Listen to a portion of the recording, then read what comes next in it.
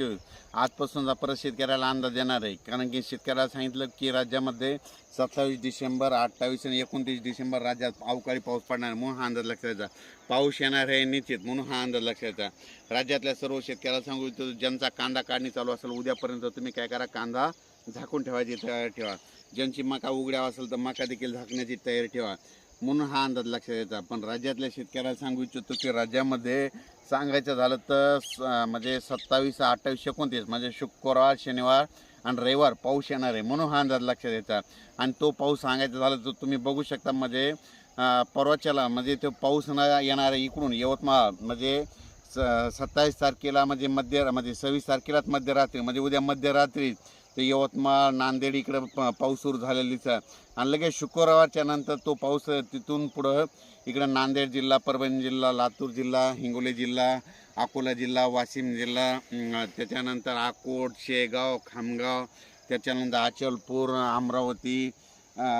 अमरावती, त्याच्यानंतर जळगाव, जामोद, संग्रामपूर, त्याच्यानंतर देऊळगाव राजा, त्याच्यानंतर जळगाव, धुळे, नंदुरबार, त्याच्यानंतर निफाड, मालेगाव, नाशिक, चाळीसगाव, संभाजीनगर, कन्नड, भोकरदन, त्याच्यानंतर पैठण, श्रीरामपूर, शिर्डी, राहता नगर जिल्ह्यामध्ये, संगमनेर, त्याच्यानंतर तो पाऊस परत इकडं बीड जिल्हा, लातूर जिल्हा, धाराशिव जिल्हा, त्याच्यानंतर पंढरपूर, तुळजापूर, सोलापूर, जत, पुन्हा कर्नाटकमध्ये काही, पुन्हा सांगलीकडे जाईल. सांगलीकडे फक्त 27 तारखेपर्यंतच राहणार सांगलीकडमध्ये, हे अंदाज लक्षात येतं.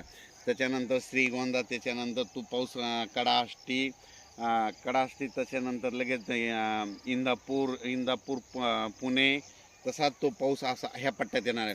पण राज्यातल्या सर्व शेतकऱ्याला सांगितलं की म्हणजे राज्यामध्ये इकडं परतवाडा आणि त्याच्यानंतर चिखलदरा त्या भागामध्ये मात्र 27, 28 तारखेला गारपीट होण्याची शक्यता आहे, म्हणून हा अंदाज.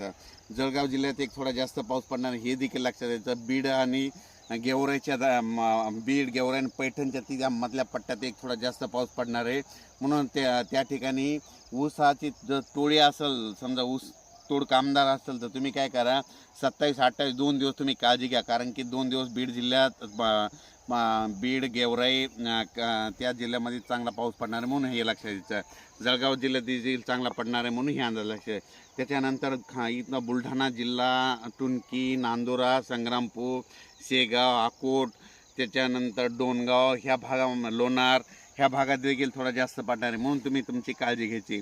अचानक वातावरणात बदल झाला तर लगेच मेसेज दिला जाईल, पण वातावरणात बदल काय होणार नाही, म्हणून परवाच्याला मात्र शुक्रवारी मात्र ह्या टायमाला पाऊस पडायला दिसेल, म्हणून हा अंदाज लक्षात घ्यायचा.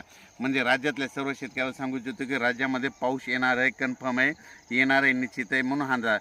मात्र 30 तारखेच्या नंतर परत राज्यामध्ये नवं वर्षाचं स्वागत थंडीनं होणार आहे, म्हणून हे अंदाज लक्षात. पण राज्यात मात्र 3 दिवस शुक्रवार, शनिवार आणि रविवार मात्र अवकाळीचं संकट आहे, म्हणून तुम्ही तुमची काळजी घ्या. अचानक वातावरणात बदल परत मेसेज दिला जाईल. धन्यवाद.